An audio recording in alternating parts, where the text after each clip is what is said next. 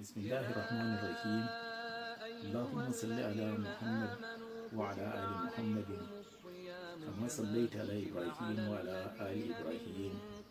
اللهم بارك على محمد وعلى آل محمد كما باركت على إبراهيم وعلى آل إبراهيم في العالمين إنك حميد مجيد.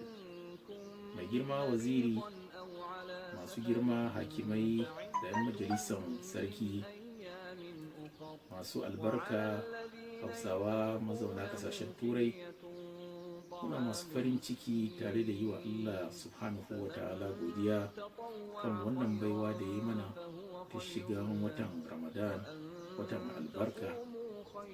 Hakika wannan lokaci ne na neman kusanci da Allah ta hanyar kyautata dangantaka tsakaninmu da mahalicinmu a ƙarƙashin faɗaɗa zumunci, tausayi, ciyarwa da ƙoƙarin samar da zaman lafiya tsakaninmu da kuma abokan zamanmu waɗanda suke mabiya wasu addinai na daban.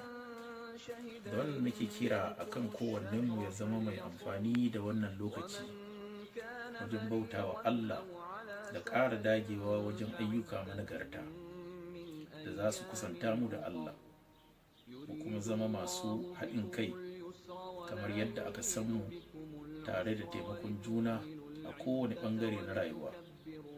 A ƙarshe muna miƙa godiya ta musamman ga shugabannin wannan ƙasa ta France da dukkanin ƙasashen nahiyar Turai kan ƙoƙarinsu na neman kawo zaman lafiya, da fatan Allah ya haɗa kawunanmu ya ba mu zaman lafiya da ci gaba.